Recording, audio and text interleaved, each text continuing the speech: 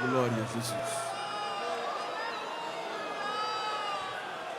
Queridos, com muita alegria, quero saudar a todos com a paz do Senhor. Quero, mais uma vez, de forma mais enfática, agradecer ao pastor Ailton José, presidente da igreja, sua muito digna esposa, irmã Judite, pela anuência, a confiança que eles têm tido pela minha pessoa, mesmo sabendo eu que não tenho merecimentos.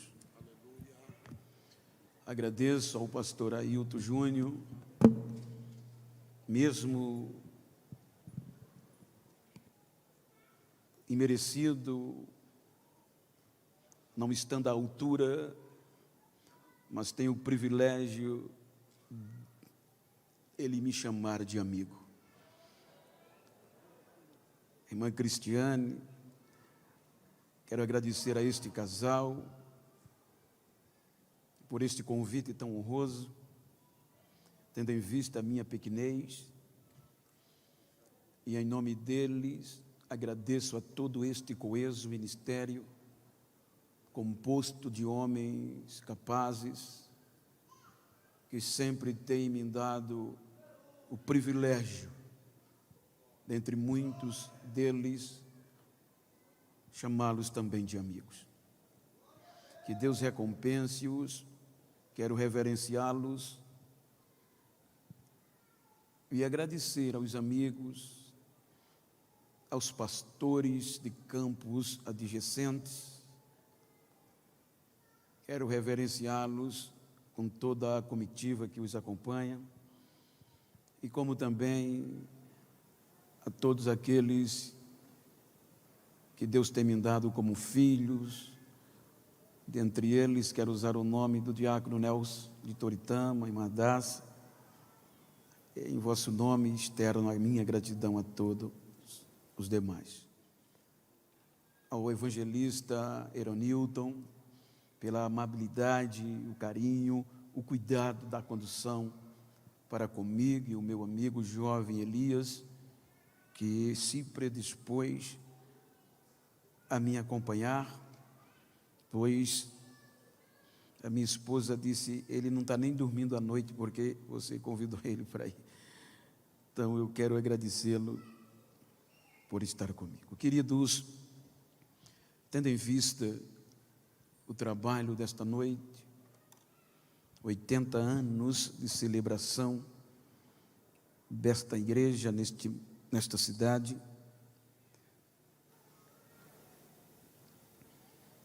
e sobretudo uma inauguração deste suntuoso templo, nada melhor do que falar-lhes da história que nos trouxe até aqui. E para isso eu quero ler o texto que está em Isaías, capítulo 53.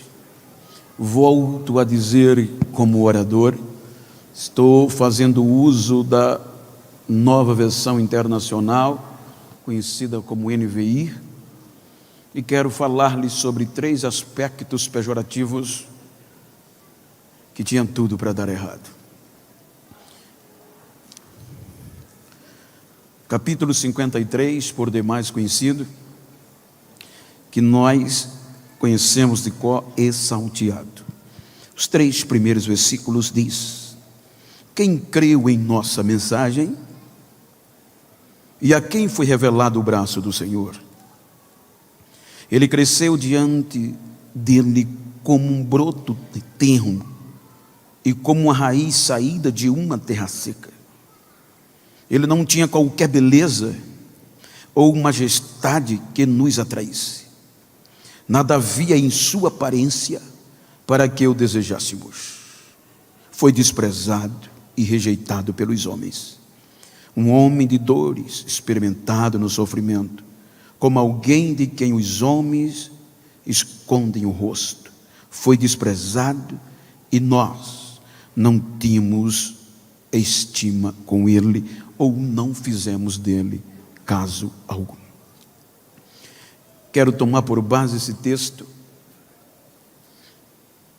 Durante este dia, estava questionando, lendo, e mesmo com a mensagem que queima no coração, nós estamos diante de um texto que diretamente é profetizado há cerca de 700 anos antes de Cristo.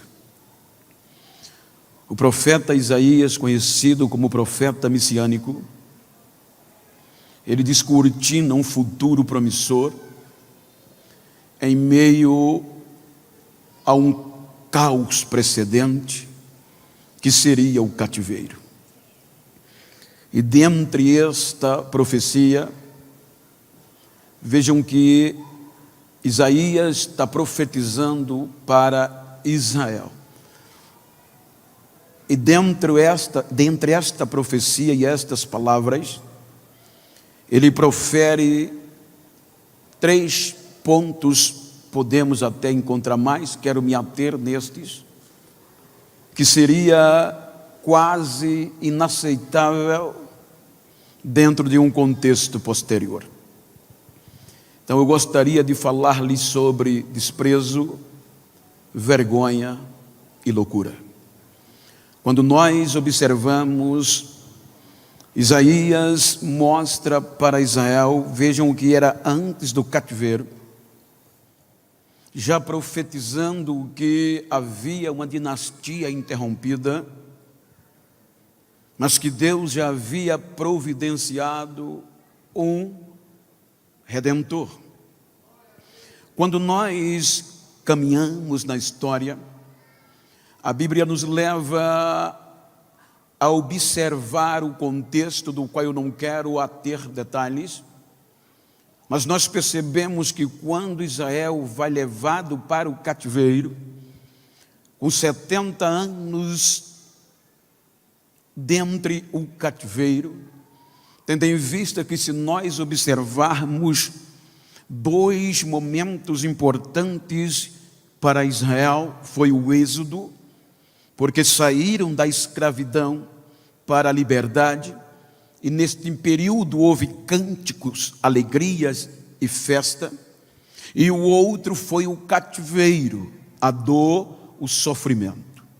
Enquanto o primeiro levou a Israel a conviver com as festividades, o segundo ensinava a Israel a viver com as perdas e o sofrimento. Porém, quando Israel volta do cativeiro, os irmãos hão de convir que não vem mais dinastia, reis não aparecem. Agora o sacerdócio é a figura principal no guiar o povo. Vejam que Isaías não estava profetizando um sacerdote simplesmente, mas um rei que ia guiar o povo. Então, quando Israel volta do cativeiro, o sacerdócio começa a dominar uma figura dos sumos sacerdotes e assessores. Com o decorrer de 660 anos aproximadamente depois de Isaías, então Deus, por tanto intervir e investir na restauração de Israel, resolveu Deus silenciar, porque Deus tinha usado homens para divertir, mas Israel não dava ouvido. Então resolve Deus silenciar.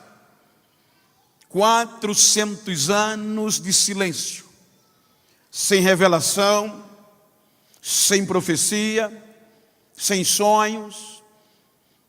Então Deus não fala mais com Israel. O período que nós conhecemos como intestamentário. Então, dentre estes períodos, Israel foi se deteriorando cada vez mais, a começar com o advento do Império Grego-Romano, que através de Alexandre o Grande começou a predominar sobre os judeus quando conquista toda a Palestina. Então, há um contexto histórico, político que diz que Alexandre começou a incentivar com façanhas financeiras todas aquelas regiões que foram conquistadas por ele a aderir à cultura grega. E com isso, ele dava incentivo financeiro. Então, todas aquelas regiões foram aderindo, inclusive a Judéia, inclusive Israel. E com isso, Israel vai deixando para trás os valores. A deterioração dos bons costumes hebraicos vão sendo esquecidos, porque agora a cultura grega é incrementada, é implementada, e agora a modernidade grega era quem prevalecia. Permanecer como hebreu da história era ridículo. Então é aqui que as próprias vestes judaicas vão se deixando para trás. Os nomes que a gente costuma ler no Velho Testamento, que tinha referência a Deus, Daniel, Ezequiel, Jeremias, cada um desses nomes tem um significado, e tantos outros enaltecendo a Deus. Mas agora os pais já não colocavam mais o nome dos filhos com este viés, com este sentimento, porque agora a cultura grega predominava e os nomes das deidades da mitologia grega era implementada nos filhos dos hebreus. Então isso foi tirando os bons relacionamentos, o contexto esportivo, a maior e a mais importante liga de esportes daquela época, o atletismo grego. Então, agora os jovens hebreus abriam mão da sinceridade, do bom comportamento e queriam se inscrever para disputar o atletismo. Porém, a história diz que todos os homens que fossem correr, disputar, se inscrever para o atletismo, teria que correr nu. E com isso, o contexto mostra que a vontade era tamanha a ponto que eles faziam uma operação para tirar o sinal da circuncisão, que era vergonhoso. E quando eles assim faziam, estavam quebrando a aliança do Antigo Testamento entre Deus e Abraão. Então tudo ia sendo deixado para trás, a ponto que, fazendo isso, eles iam se consagrando dentro do contexto da pós-modernidade grega. O outro ponto pejorativo é que agora a nova geração já não vai mais dando valor ao hebraico, a ponto que a linguagem grega começa a helenizar, a dominar todo mundo, e o livro da lei, o livro que Deus instituiu, era deixado para trás, porque a nova geração já não queria mais, já não estava mais voltada ao hebraico, e sim o grego. Então, com isso, foi um contexto geral, com o advento dos romanos, que subjugaram o grego macedônio. Aí o contexto não é só para o povo, porque agora os romanos já não vêm com a cultura que eles querem, mas o poder político como o mais poderoso império que já existiu. Então agora o poderio romano, ele domina, ele começa a predominar, e agora a figura central, o sumo sacerdote e seus assessores prestavam continência ao império. Dentro de um contexto histórico, diz alguns escritores que a corrupção se estabeleceu de uma forma sorrateira e danosa, a ponto que é neste período intestamentário que surgem grupos políticos religiosos ou religiosos que predominava. Para os irmãos ter uma pálida ideia, o grupo mais influente, composto com as pessoas mais poderosas da sociedade judaica, o grupo mais importante, o grupo que tinha o controle do culto, o culto que tinha o controle da adoração a Deus, o grupo que tinha a incumbência de motivar o povo a buscar a Deus, era o grupo dos saduceus. Porém, o grupo dos saduceus, eles não acreditavam em vida após a morte. Isso implica dizer que para eles não existia ressurreição. Este grupo, ele se atuava só na tradição escrita, ele desprezava a tradição oral. A Bíblia, a história mostra que eles levavam em conta só os 5 livros, o Pentateuco, a Torá. E como a Torá não estava relacionada diretamente ou indiretamente com o sentido da ressurreição, eles não levavam em conta. Então isso agora vai deteriorando todo o contexto.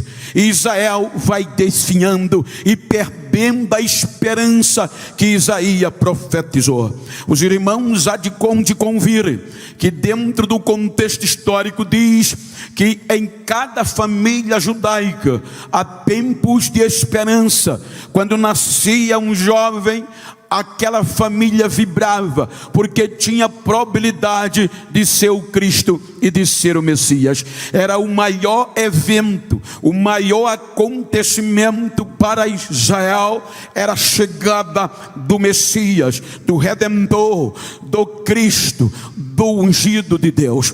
Porém, a Bíblia mostra que quando tudo isso estava acontecendo, o ápice do relacionamento político entre Roma e Judeia, entre Roma e Jerusalém, no ápice do consumismo, do ápice da depravação, aí um grupo de homens do Oriente chegam em Jerusalém. Quando este grupo chega em Jerusalém, era um grupo denominado de magos, de homens importantes que rasgaram dias e noites e foram direto para o centro importante político, o palácio de Herodes. Mateus capítulo 2 diz que quando este grupo chega em Jerusalém, vai a Herodes e lhe pergunta: aonde nasceu o Messias, o rei dos judeus? Vimos a sua estrela e viemos adorá-lo. Então a mensagem perturbou Herodes, porque Cristo entra como ameaça política para o seu governo. Porém, Mateus diz que esta notícia eclodiu em Jerusalém, a ponto de perturbar Herodes e toda Jerusalém, diz Mateus. Isso implica dizer que a notícia do maior evento esperado aconteceu, porém não há reação positiva, porque a Bíblia diz que Herodes manda chamar os principais, a diretoria do judaísmo, junto com os escribas, intérpretes da lei, para dizer-lhe aonde haveria de nascer este Messias. E quando eles estão diante de Herodes, Herodes questiona dizendo: aonde há de nascer este Messias, este rei dos judeus? Então eles automaticamente dizem: em Belém, porque diz a Escritura: e tu Belém, não serás considerada menor dentre a Judeia, porque de ti nascerá aquele que irá guiar o meu povo como seu pastor. Eles sabiam, mas a notícia do maior evento, que era o nascimento, a entrada do Messias, foi rejeitada, porque para Herodes era uma ameaça política, para os sacerdotes era uma ameaça de cargo, iam perder a mamata, e para Jerusalém, Jesus ia botar tudo no eixo, e o jeito de viver como queria ia ser cortado. Então agora eles rejeitam, porque, queridos, o que custava, como eles sabiam, e o evento era o maior e mais esperado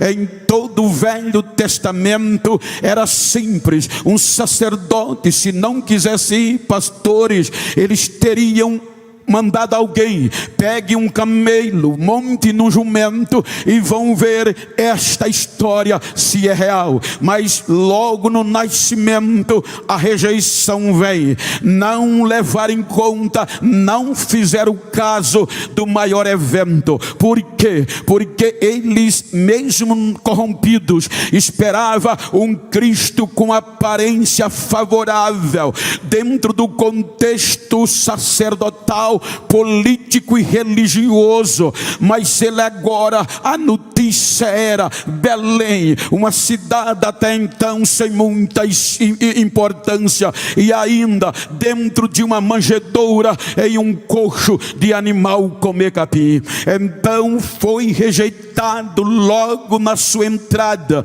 não fizeram dele caso algum. 2 anos se passam. Então Herodes, vejam, Herodes creu mais do que os judeus, porque ele, quando sabe que os magos não voltaram para dizer-lhes, ele desencadeia uma carnificina infantil, para que todas as crianças de 2 anos para baixo fossem eliminadas. Mas não conseguiram, porque o anjo vem e diz a José: pega o menino e vai para o Egito, porque Herodes quer matá-lo. Depois que Herodes morre, o anjo vai a José e diz: volta, porque Herodes já morreu. Agora o interessante é que Jesus não volta para Jerusalém. José poderia voltar para Jerusalém, é o Salvador, é o Cristo, é o Messias, mas não, ele volta para a região natal, cidade de Nazaré. Se no Antigo Testamento você procurar, Nazaré está fora do radar, está fora do satélite. Não há informação. Quando vamos para o início do Novo, há quem diga, historiadores, que Nazaré era um pequeno povoado fora do mapa, de 600 habitantes. Da entrada para a saída dava em torno de 1000 metros, 1 quilômetro, sem história, fora do mapa, mas estava recebendo aquele que foi rejeitado em Jerusalém. Agora a história de Nazaré ia começar a entrar em evidência, ia ter que ser colocado no mapa. Ou seja, não fizeram dele casal. 29 anos se passam, 29 anos vão embora, e Israel não fez caso dele, porque a cúpula que comandava era a voz de Deus para o povo, e tudo era no contexto pejorativo. Agora, 29 anos em síntese, ele começa, sabendo que João fora preso, ele agora vem para pregar o evangelho, vai entrar em evidência. Quando ele entra em evidência, como qualquer um pregador hoje, ele começa começa pelo contrário. Qualquer pregador, qualquer jovem que tenha o dom da pregação, o sonho dele é pregar nos maiores eventos e nas maiores catedrais do nosso país. Jesus não, ele vai pregar o evangelho nas fronteiras de Zebulon e Naftali, na divisa, na miscigenação, aonde a escuridão, o pecado predominava, surge uma luz, e ele começa trazendo a mensagem: arrependei-vos e crede no evangelho, porque é chegado o reino de Deus, o reino dos céus. Então ele começa a pregar este evangelho, que começa a ser rejeitado. Os irmãos hão de convir que quando Jesus começa a pregar, os sinais vão aparecendo, e a notícia chega em Jerusalém, a notícia chega na cúpula. Surgiu um profeta na região de Nazaré, em Galileia de Nazaré. Então questiona: ora, pode vir alguma coisa boa de Nazaré, daquela região, uma região habitada pela miscigenação de pagão e gentil, de gentil com judeu. Nada pode surgir dali não vem profeta. Nas entrelinhas dá para perceber que alguém dizia: ele é diferente, esse é diferente, este prega com autoridade. A gente nunca viu ninguém pregar como ele está pregando. Mas o que é que está acontecendo? Ora, os cultos em Jerusalém, os cultos na catedral, no templo central em Jerusalém, era chique. Tinha sacrifício todo dia, tinha queima de incenso todo dia, tinha oração de manhã, meio-dia e à tarde, tinha tudo que para dar certo para um grande avivamento. Mas as pessoas entravam, ofereciam o sacrifício e saía do mesmo jeito. Se na porta tinha aleijado, continuava aleijado. Se no caminho tinha cego, continuava cego. Se alguém lá dentro entrava doente, saía doente. Aí a notícia chega: os cultos que ele está fazendo é diferente dos daqui, porque aonde ele prega, aonde ele passa, o coxo levanta, ele dá vista ao cego e ele derrama graça no coração. Aqueles que não têm esperança, ele está dizendo que tem.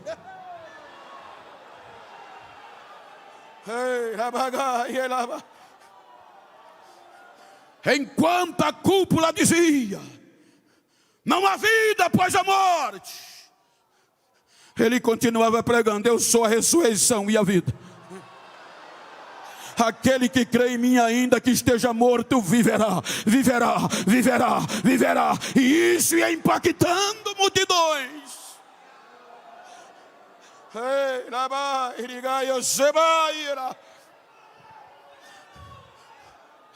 Aí causa ira. Mas quem é ele?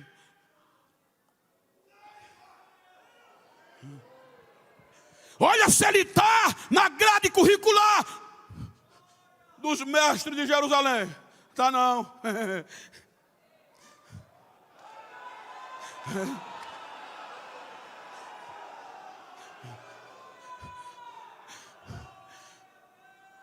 Quem são os seus discípulos? Porque o Talmidim diz que é discípulo, que havia regras. Gente, eu acho lindo, digo de coração.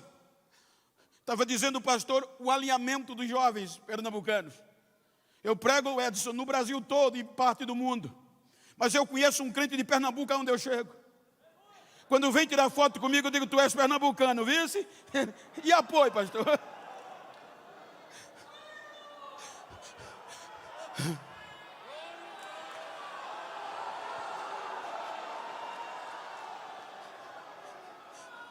Então havia regras. Um jovem naquela época ser chamado por Gamaliel para aprender aos seus pés, por chamar líderes, mestres importantes, era honra, porque eles já eram considerados elites do judaísmo. Quando eles começavam a seguir esses mestres, já eram respeitados. A tradição dizia que a longa distância do mestre para o discípulo eram 3 passos, correspondente a 3 metros. Porque a função do discípulo era ser igual ao mestre. Então, os discípulos desses homens eram respeitados. Agora, todo mestre tinha que formar discípulos. Agora, Jesus aparece com 12. Eles são elites, são não. Quem são eles? Ignorantes, semi-analfabetos, camponês.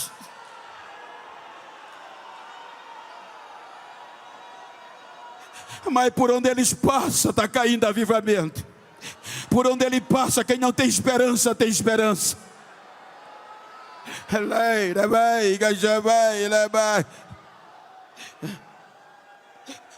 Senhor, aí só tem coxo, só tem aleijado, é sinônimo de maldição. Entra aí não. A tradição de Jerusalém cortava tudo isso. Jesus entra, chega no coxo, quer ser curado?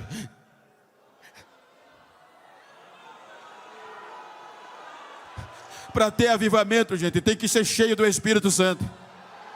João Batista foi cheio no ventre. Jesus começou o ministério depois que foi cheio do Espírito. Quer ser curado, Senhor? Tenho esperança, mas não. Já tem tanto tempo que eu estou aqui, ninguém me estende a mão, Senhor. Eu estou perguntando, você quer ser curado? Quer? Então pega a tua cama. Levanta, vai para a tua casa.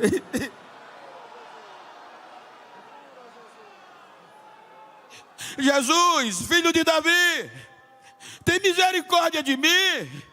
Para não, Jesus. É o cego, é sinônimo de maldição. Para não, não vale a pena parar. Jesus para e diz, traz ele aqui. O que quer que eu te faça? Eu quero ver, filho, a tua fé te saúde.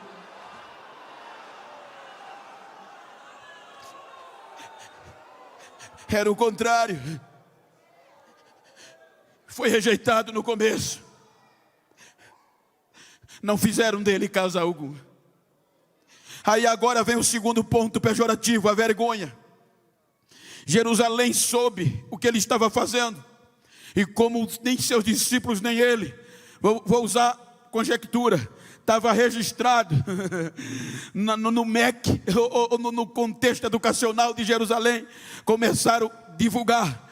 Todos que seguem este homem, está na condição vexatória, é vergonha seguir, ou seja, não pode. Então este contexto surgiu a ponto que a notícia se espalhou e chegou entre a multidão. Você pode olhar que isso era tão sério que você vê a multidão era composta 99,9% de ralé.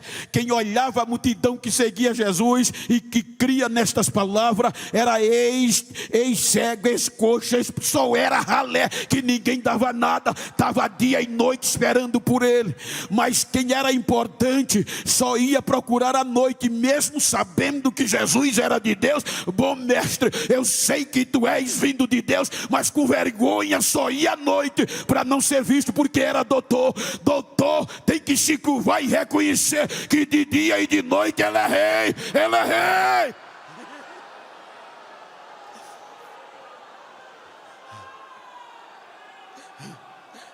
Eu tenho certeza que Caruaru tem doutor que fala línguas estranhas, não tem?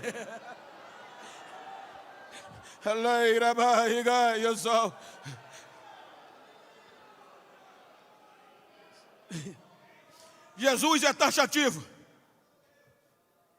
Como isso estava tomando posição, Jesus reúne e os diz: vocês querem mesmo vir após a mim? Sim, Senhor, estamos dispostos. Então vocês vão ter que renegar ou renunciar a vocês mesmos. Mas como? Evangelho não tem glamour.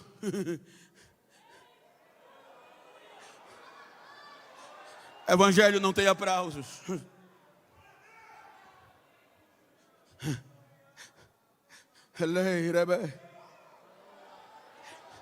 Mas como, Senhor?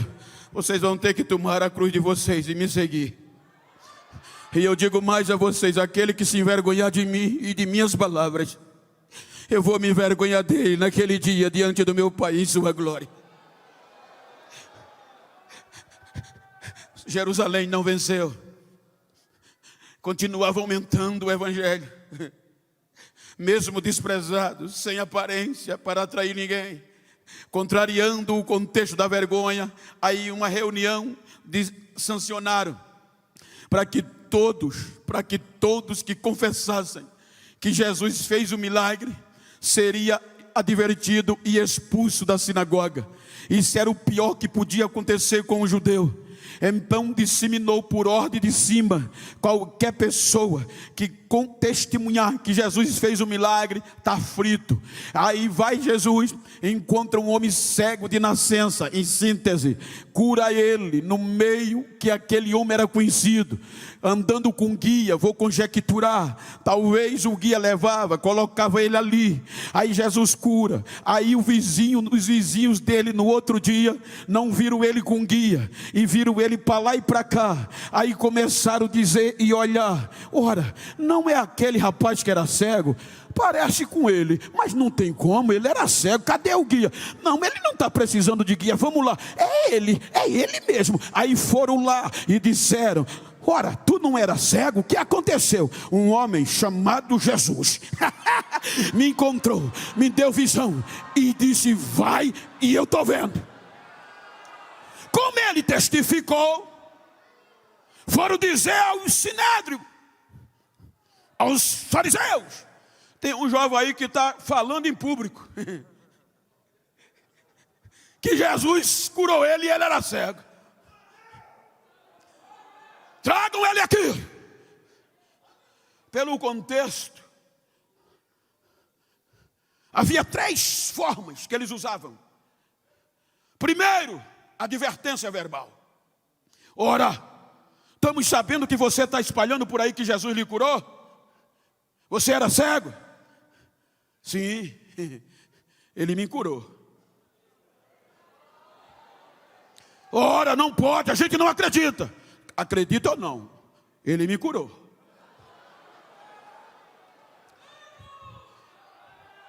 Questionaram. Vou conjecturar: amanhã você vai vir aqui de novo. Agora você vai aqui trazer os seus pais. Aí chega o jovem com os pais.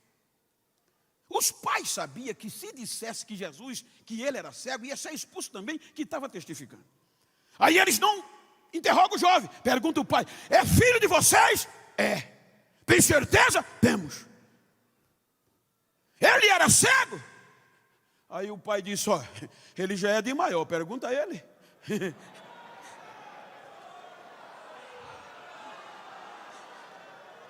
Vai, amanhã volta. Porque essa segunda tinha alguns dias de disciplina, mas a terceira era decisiva. E na terceira ele vem: corte, trouxemos vocês aqui, fizemos uma pesquisa e vamos dar uma chance a você, para você não confessar que esse Jesus lhe curou. Você sabe que ele é pecador. O jovem achou o peito e disse: se ele era pecador, eu não sei, eu sei que eu era cego, mas agora eu vejo. E expulsaram. Quando Jesus soube que ele foi expulso, Jesus volta a viagem e encontra com ele e diz: tu crê no Filho de Deus? Mas quem é, Senhor? Sou eu que falo contigo. Na hora ele adorou e reconheceu a soberania de Jesus.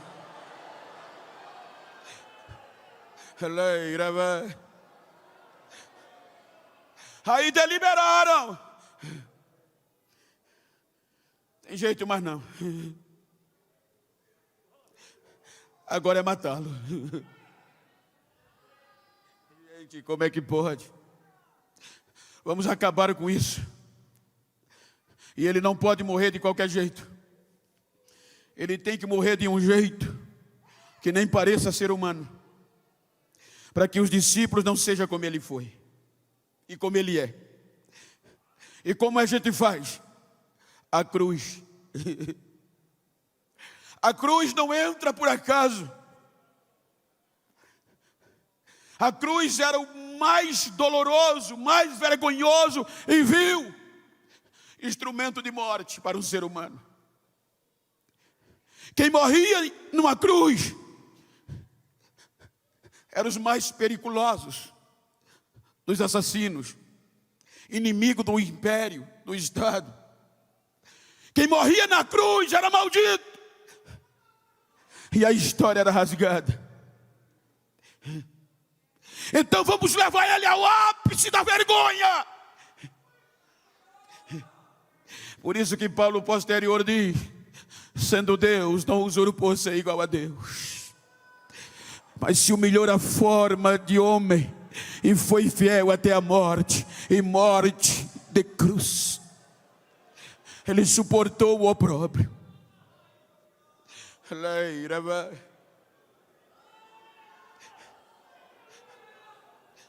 Então, a princípio, a cruz era para parar a mensagem, o evangelho de Cristo.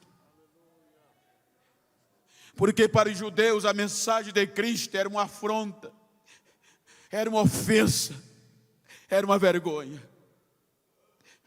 Então a cruz vai parar. Então eles levam Jesus à cruz. Era tão dolorido que o primeiro era o flagelo. O candidato era totalmente deteriorado à vergonha.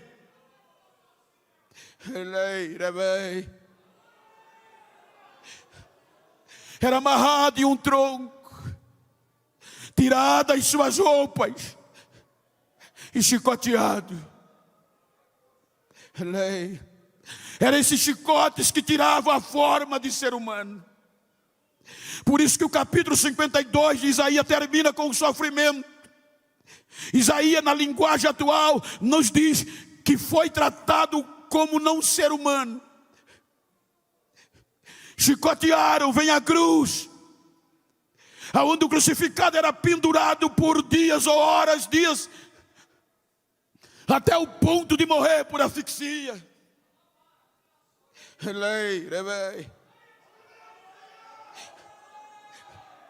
Ele foi levantado no madeiro como o ápice da vergonha. Agora a gente vence. Agora esse evangelho não vai ser mais pregado.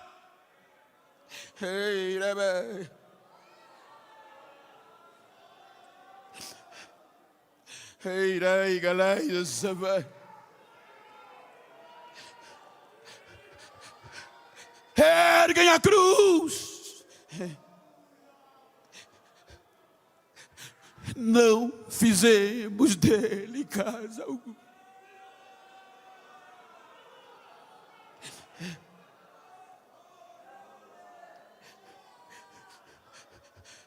Sepulta-o.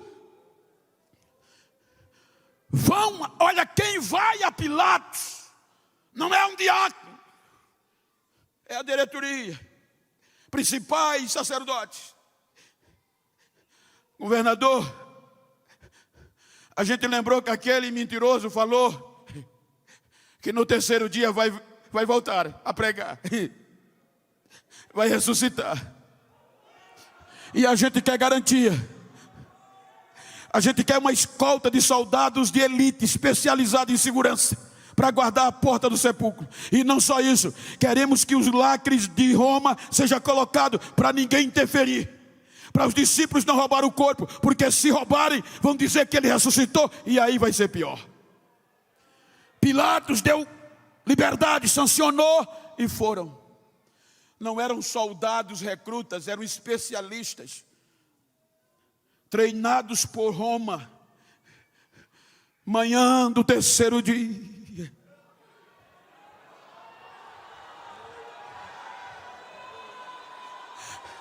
manhã do terceiro dia,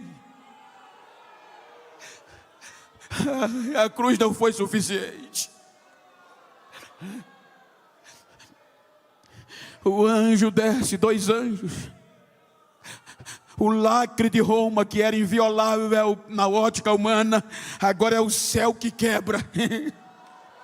O lacre é rompido, a pedra é removida, o sepulcro fica aberto, E eu quero acreditar que aqueles soldados com a máxima de experiência, quando viram aquela tocha de luz saindo de dentro e o rosto de Jesus envolvido por ela, desmaiaram e caíram no chão. E Jesus saiu vivo de lá de dentro, vivo, glorificado, ressuscitado para a glória de Deus Pai.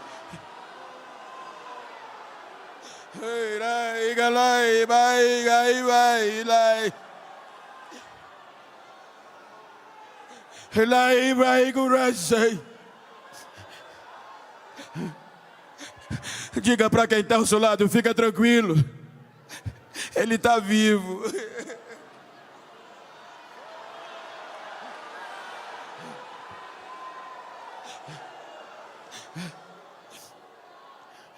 Os soldados se acordam. A Bíblia diz que a primeira coisa na ótica militar que eles deveriam fazer era procurar o quartel. Mas eles vão para os sacerdotes. Quando eles chegam no meio dos sacerdotes, eu quero conjecturar que eles já chegam assustados. Não dá nem a saudação de Shalom. Já chega dizendo: era um romano. Ele está vivo, ele está vivo. Mas quem está vivo? Aqueles que vocês jogaram na cruz. Mas a gente viu uma glória, e a glória surgiu, e a gente foi caindo, mas ainda deu para ver ele saindo. Ele está vivo, ele está vivo, ele ressuscitou. Como estavam corrompidos!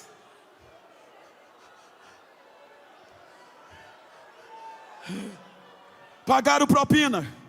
Esse negócio de propina é velho. Vamos dar muito dinheiro a vocês, para vocês não contar isso a ninguém. Pelo contrário, digam que os discípulos vieram, roubaram o corpo dele, ele continua morto. E se isso chegar aos ouvidos de Pilatos, deixa com a gente.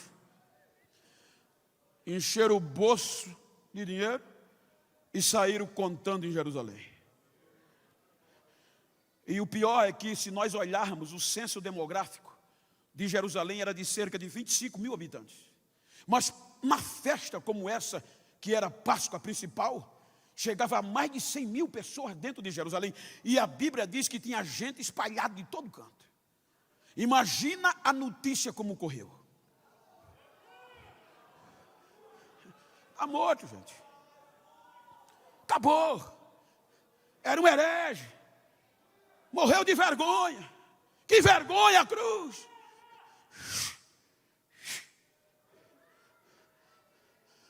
Foi tão sério que as mulheres que viram Jesus voltaram e contaram para os 11 apóstolos, e eles não acreditaram. Jesus vai buscar os discípulos de Emaús. Estou vivo. Eles vêm, testificam e voltam, conta para os 11, e eles não acreditam. Por isso, quando você chega em Marcos, a Bíblia diz que agora Jesus vai pessoalmente, não entra pela porta, cruza a parede e diz: como vocês são de pouca fé. Eu não disse a vocês que eu ia ressuscitar? Ide por todo mundo, pregai que eu estou vivo, pregai o meu evangelho, não faça acepções, ensinem. Quando a gente faz conexão com Atos, mas não vão agora. Esperem até que do alto sejam revestidos, porque o homem sem ser cheio do Espírito é incapaz de fazer isso. Esperem até que do alto sejais revestidos. 50 dias após a Páscoa, 10 dias depois da ascensão, 500 pessoas foram testemunhas, mas só 120. 380 não estava no cenáculo, com medo da represária, porque a notícia era pejorativa. Aí o Espírito Santo veio e enche-os do Espírito Santo. E agora tinha cerca de 17 nações dentro de Jerusalém. E agora os ignorantes da Galiléia começam a falar em outros idiomas das nações que estavam ali. E não era falando besteira, era glorificando a Deus e contando as maravilhas de Deus e dizendo que Jesus estava vivo, em idiomas diferentes. Aí se assustaram e disseram: mas eles não são indoutos, eles não são semi-analfabetos ou totalmente sem conhecimento? São. Então o que é que está acontecendo ali? Eles devem ter algum fufuqueiro, eles estão bêbados. Isso é coisa de gente maluca, isso é doidice. Eles estão bêbados.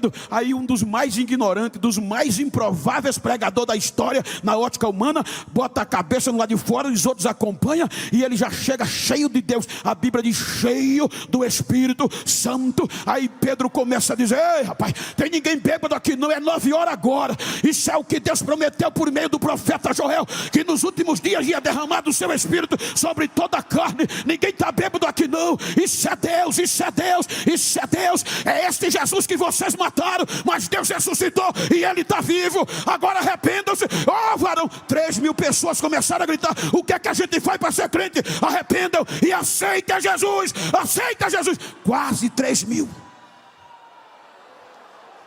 Não impactou o império. Não impactou o império. Era só palavras.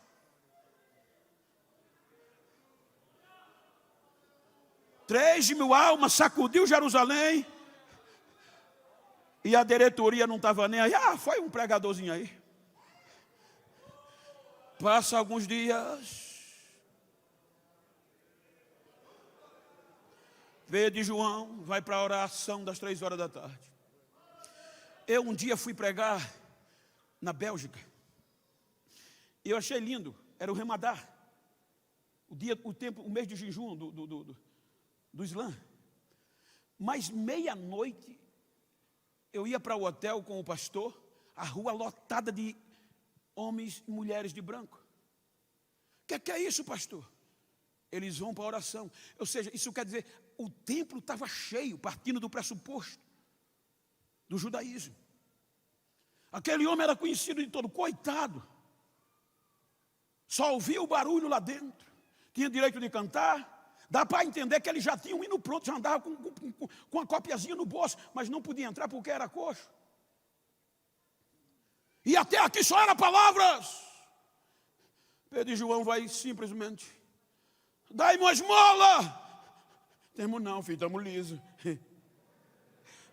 Prata e ouro era moeda, não temos não. Mas o que a gente tem, a gente vai te dar. Em nome de Jesus o Nazareno, levanta. Toma pela mão, levanta. Olha, a Bíblia diz que o homem já salta. E agora quando vê Pedro e João do lado, que olha que vê a porta do templo aberta, ele nem pede licença, ele já entra cantando, saltando, dando glória a Deus. Aí impactou lá dentro e o número foi para quase 5.000. Misturou o culto do judaísmo. Aí agora chegou na diretoria. O assunto chegou, o negócio está sério. Esses homens estiveram com Jesus mesmo, ele está vivo. Chama eles aqui. Gente, diante da maior autoridade para esses galileus, era para eles gaguejarem. Qualquer um na minha condição, qualquer dia que a gente for ouvido pelos homens do Supremo Tribunal Federal, falta palavra, a gente não consegue falar. Pela autoridade e o poder de sabedoria. Então Pedro agora e João estavam diante da mais alta cúpula do judaísmo.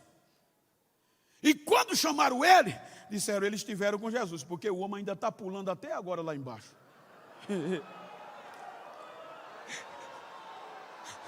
Nós mandamos chamar vocês aqui só para saber. Olha a ousadia, a Bíblia diz cheios do Espírito Santo. A gente está sendo interrogado pelo fato de um homem que era doente agora está curado. Não, mas mandamos chamar vocês aqui para saber em nome de quem vocês fizeram isto e opera este milagre. Ora, é muito simples. Em nome de Jesus a quem vocês mataram e Deus ressuscitou no 3º dia. É no nome dele. É proibido pregar e ensinar nesse nome. Pedro diz: é melhor obedecer a Deus ou a vocês?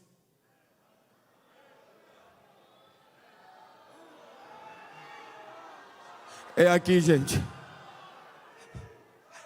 A mensagem de Cristo era vergonha e era ofensa para o judaísmo. As prisões vieram e não parou o crescimento. Vamos matar o pastor presidente para agradar aos judeus. Herodes manda decapitar Tiago, o pastor presidente. Mas não parou o crescimento.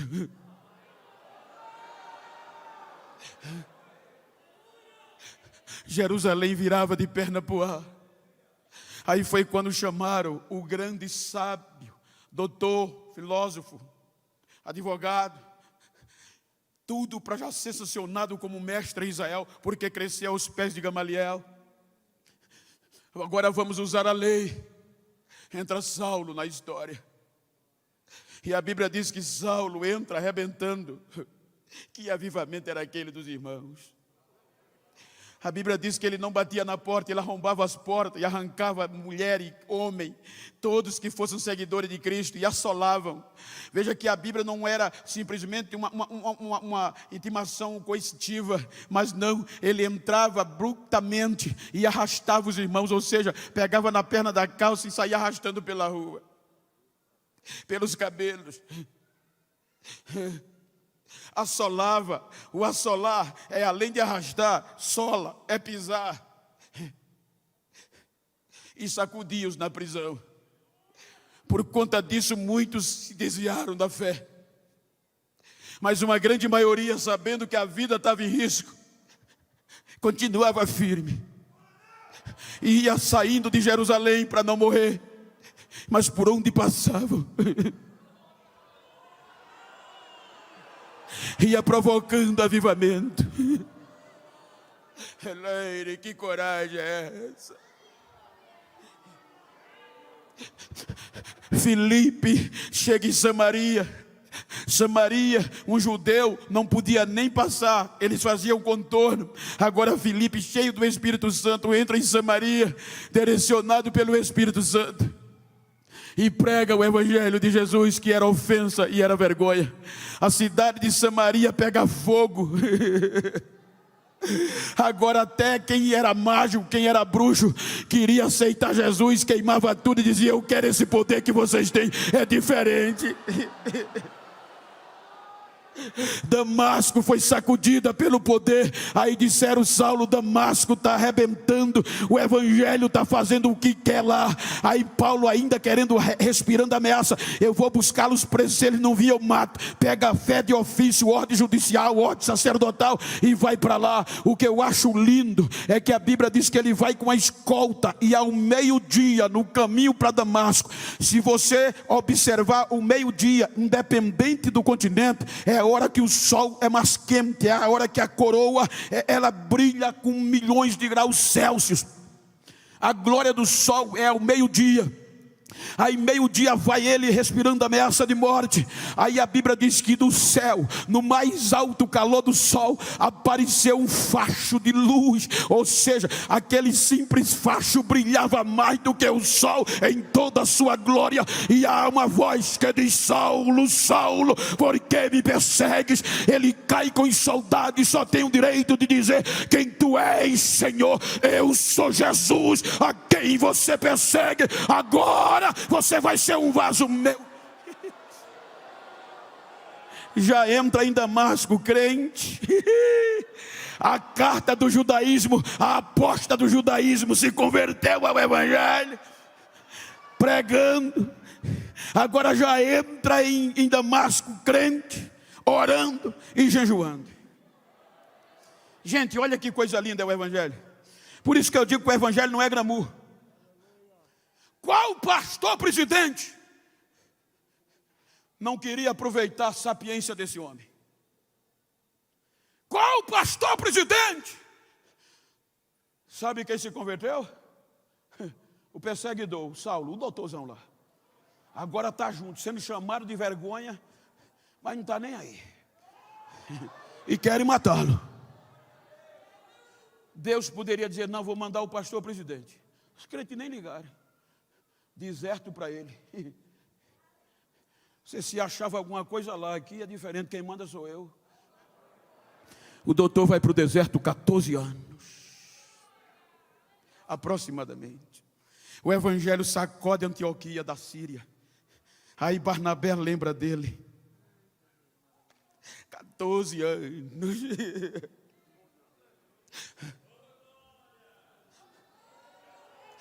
Talvez agora não sabia mais defender alguém em um júri. Talvez agora tinha esquecido um pouco da filosofia. Mas já chega em Antioquia cheio do Espírito Santo, orando e jejuando. O Espírito Santo o pega com Barnabé e diz: agora vocês vão levar o evangelho aos gentios. Eles vão para a primeira viagem. Olha a mensagem na região de Antioquia. Antioquia era a mais poderosa cidade da região da Pisídia, na Ásia Menor. Quando ele chega num culto do judaísmo, tinham acabado de ler a lei e não conheciam. Quando eles leram, deu alguma confusão, que eles mandam alguém dizer à comitiva: pergunta se eles têm alguma palavra de consolação. Se eles têm, fala. Aí Paulo levanta e vai falar a mensagem de consolação. E qual era?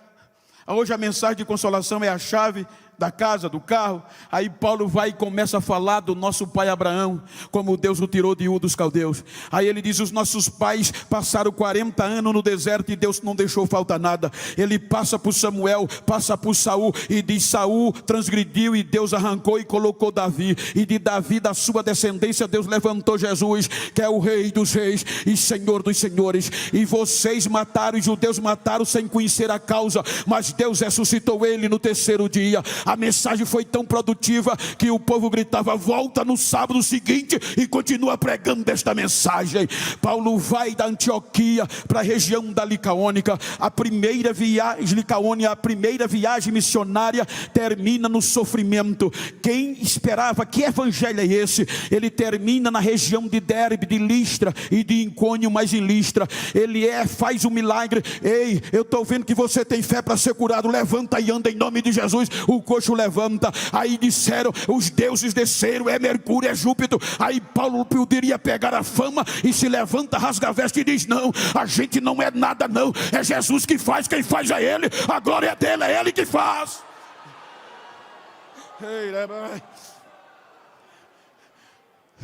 Chicoteado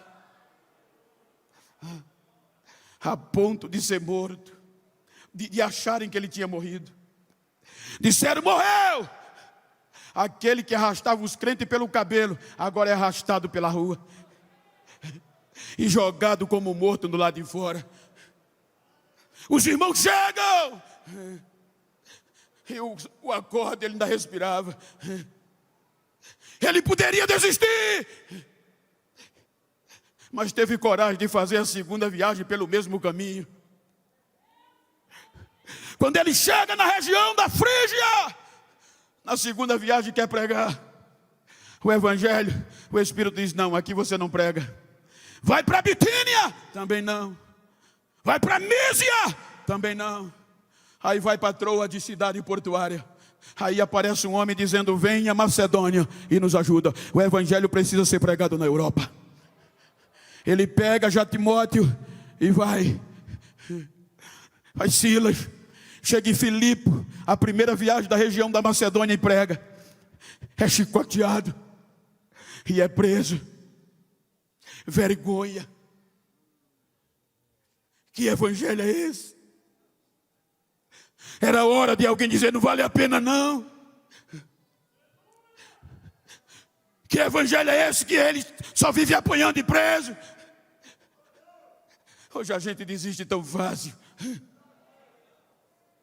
Hoje a gente se entrega tão fácil. Mas essa é a história da igreja.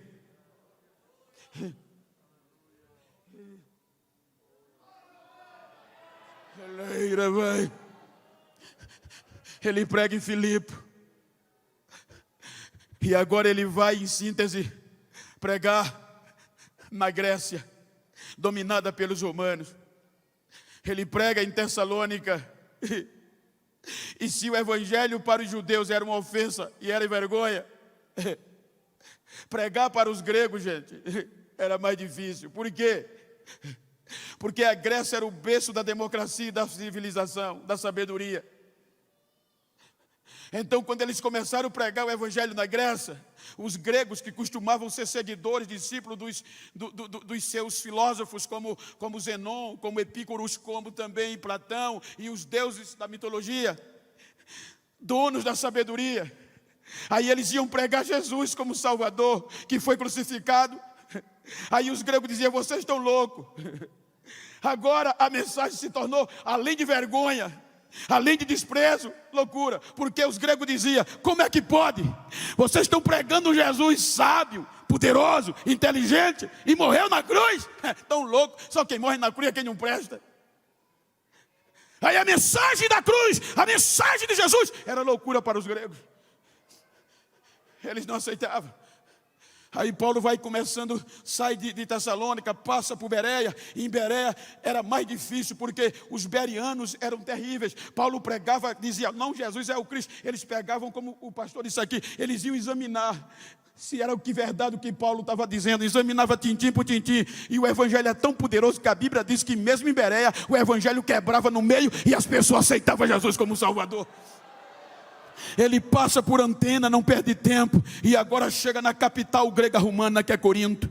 Ele chega para pregar em Corinto com a visão de alcançar os judeus, mas ele vai pregar para os judeus. Corinto, a cidade habitada por homens livres e judeus, licenciosidade, o templo de Dionísio, o deus que era do erótico, a deusa do amor, a prostituição, morava dentro de Corinto, por ser a ligação do continente asiático oriental com a Europa. Então agora ele começa a pregar o evangelho no meio para os judeus, mas os judeus não querem aceitar. Ele chega tão bravo, com a ajuda de Áquila e Priscila, que ele diz: não prego mais para esse povo, eu vou atrás dos gentios. Vai dormir resolvido não pregar. Aí de noite, no capítulo 18 de Atos, Deus chega e diz: Saulo, continua pregando, porque fala e não te cala, ninguém vai fazer mal a você. Eu tenho gente nesta cidade, o avivamento vai cair aqui, Paulo. Ele prega em Corinto, e os sábios não queriam aceitar. É loucura. Aí o evangelho vai pegando a ralé de Corinto. Quem não era sábio, quem não era importante, o evangelho vai trazendo: você serve, vem. E Corinto recebe uma igreja poderosa. 1 ano e meio Paulo fica ali, pregando esse evangelho e ensinando. Corinto se torna, salvo engano, me perdoe o meu erro se eu estiver errado, a igreja mais avivada naquela região. O Espírito Santo, Edson, tinha direito de batizar. 9 dons, interpretação. A igreja de Corinto era uma igreja sacudida, que o culto tinha hora para começar, mas ninguém sabia quando ia terminar. Dependia, Glaucio, de quem pregasse.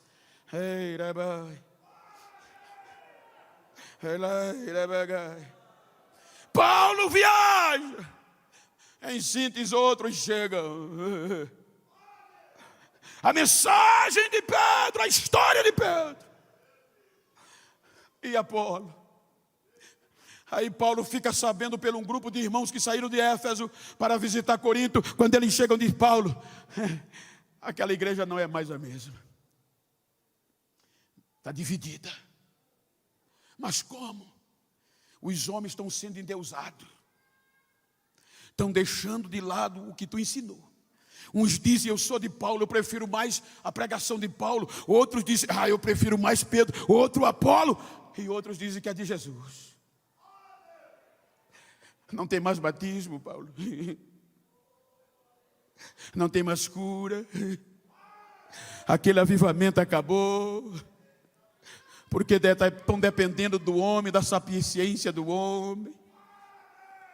Paulo ficou tão com raiva que queria ir, começou a escrever: se eu for, vocês não vão me suportar.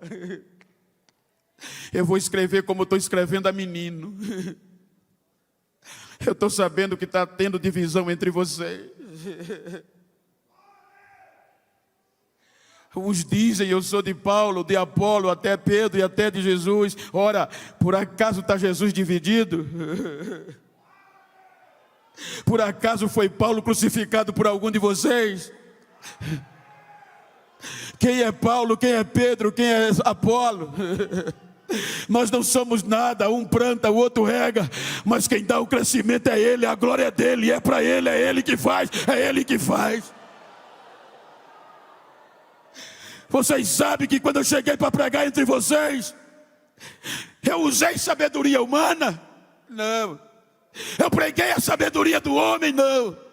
Mas eu cheguei para pregar entre vocês um evangelho de poder. Eu cheguei para pregar para vocês um evangelho de cruz, um evangelho cheio do Espírito Santo. Eu não preguei sabedoria do homem, mas eu preguei a Cristo e Cristo crucificado. Eu preguei isso a vocês. Vocês agora estão divididos.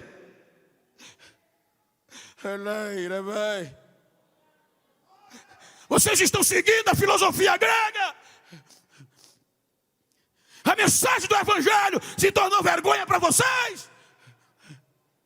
Aí ele diz, a mensagem do evangelho é vergonha para quem está se perdendo, mas para nós que somos salvos é o poder de Deus. A mensagem da cruz é poder de Deus. Por acaso quando Deus chamou vocês, era alguém vocês de família nobre? Era alguém de vocês importante?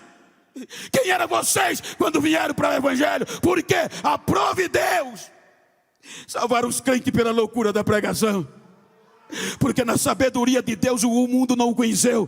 Então Deus resolveu fazer isso, escolher quem não é para confundir quem é, escolher os loucos para confundir os sábios, escolher quem pensa que é alguma coisa. Ele não escolheu quem ninguém acreditava. Por isso vocês estão aqui.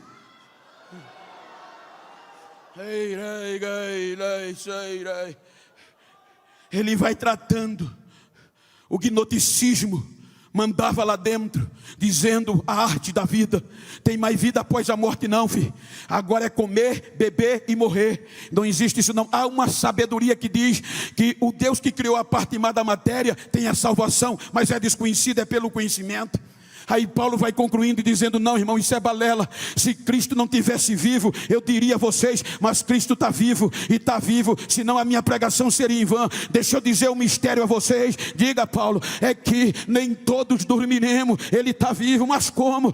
Nem todos vão dormir. Por quê, Paulo? Porque ao toque da última trombeta, quando ela tocar, os mortos vão ressuscitar primeiro, e depois nós que estamos vivos seremos transformados num abrir e fechar de olhos, e encontramos com Ele. Aí quando isso que é corruptível se revestir da incorruptibilidade, isso que é mortal se revestir da imortabilidade, vai acontecer o que está escrito: tragada foi a morte na vitória. Aí Paulo dá uma deixa. Aí a gente vai subir cantando um hino de desaforo dentro da conjectura. A gente vai cantar, mas vai cantar o quê? Paulo diz que a gente pode cantar subindo. Aonde está, ó morte, o teu aguilhão? Aonde está o inferno, a tua vitória? O aguilhão da morte é o pecado, e a força do pecado é a lei. Mas graças a Deus por Jesus Cristo, que nos deu vitória. Portanto, meus amados irmãos, sejam firmes, sejam constantes, abundantes na obra de Deus.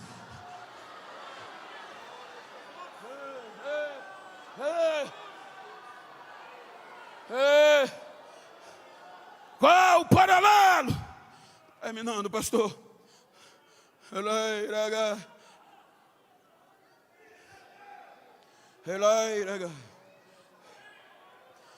88 anos. Sabe qual é o paralelismo que eu vejo aqui? É que nós estamos vivendo época de endeusamento do homem. Hoje o homem quer aparecer em tudo. Eu canto mais, eu prego mais, e a gente aplaude. Tem amigos que dizem: Bento, prega a cruz, mas não, Bento. Prega a Bíblia, mas não. Dá ibope, não. Tem que falar de coach. Você tem que falar só psicologia, Bento. É o que está dando dinheiro. Eu não fui chamado por dinheiro. Eu fui chamado pela cruz.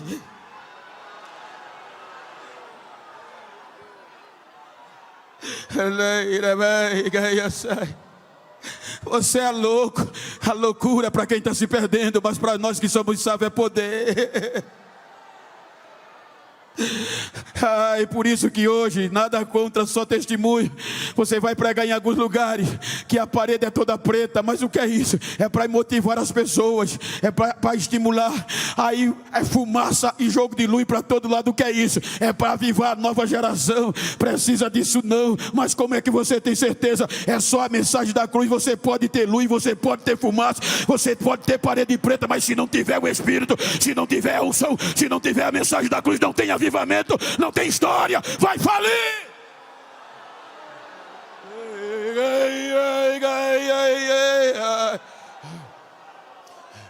Quem diria que aquela igrejinha com o irmão Pedro chegaria a isso? Não é loucura?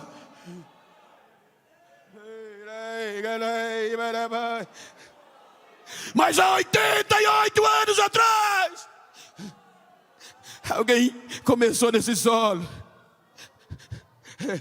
sem YouTube, sem Facebook, sem Instagram, mas dizendo: Ele cura, Ele salva, Ele batiza com o Espírito Santo e Ele vai voltar. Paulo estava dizendo: a mensagem da cruz é diferente da filosofia. A mensagem da filosofia convence pela letra, a mensagem da cruz é pelo Espírito. A mensagem da letra até emociona, mas não batiza, não salva, não cura, não leva para o céu. A mensagem da cruz pode até ser vergonha, mas cura, mas salva, mas leva para o céu e transforma.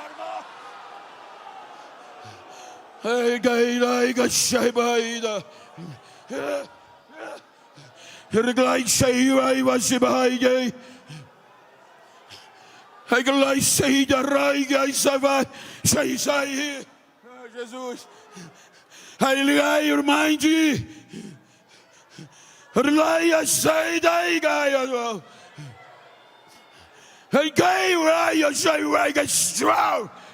ele pregue someday, ele vai sair, ele drink,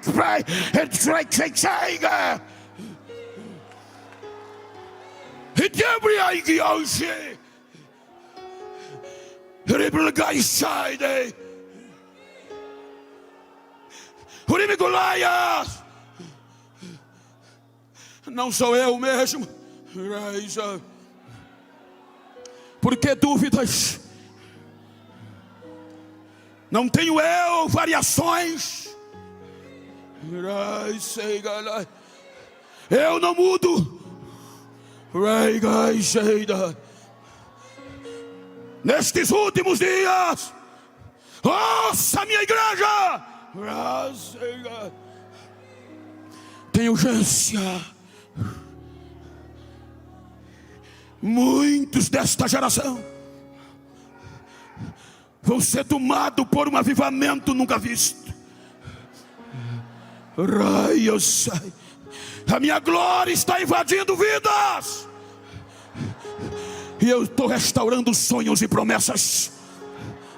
Eu tenho urgência, a hora está passando. E nesta noite eu estou fazendo algo glorioso. Estou renovando a chama no teu coração, para saber que eu não mudo, eu sou o Senhor, assim diz.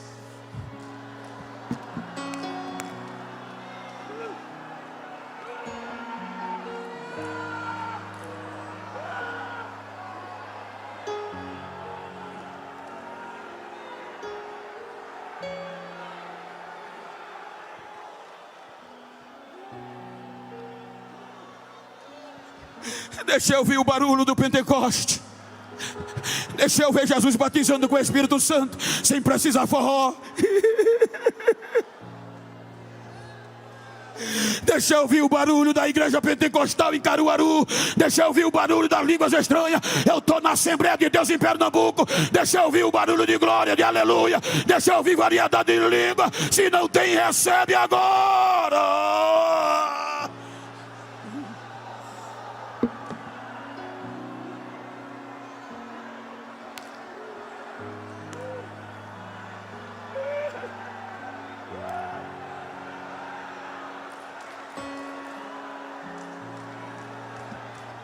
Ai, pastor Ailton, me perdoe.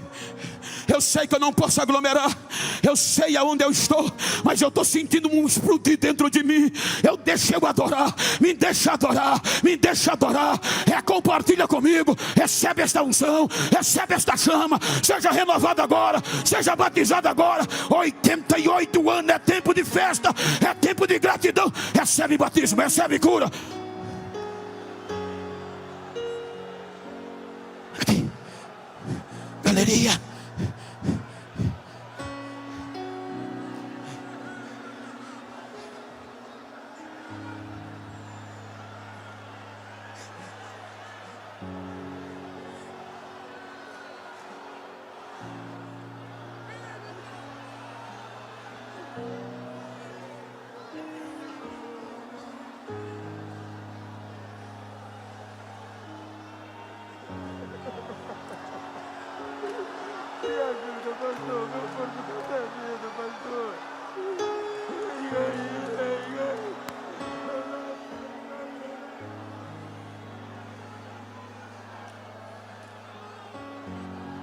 Obrigado, senhores, por não desistir.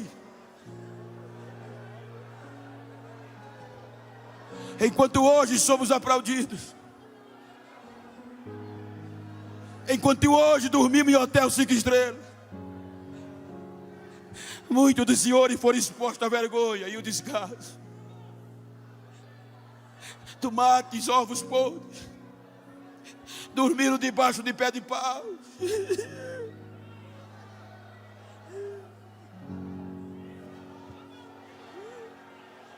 Obrigado por não desistir de nós.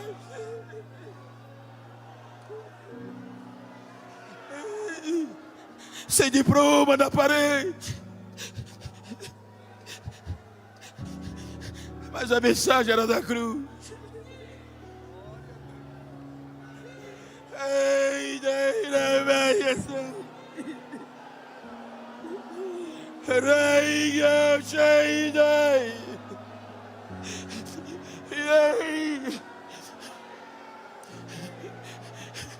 Se você ainda tem fôlego, grite comigo, pastor Ailton Júnior.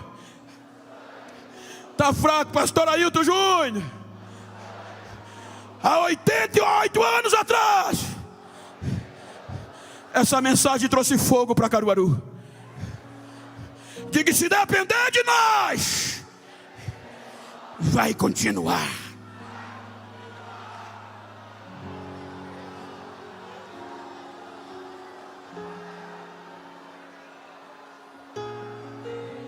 Se você puder, fique de pé.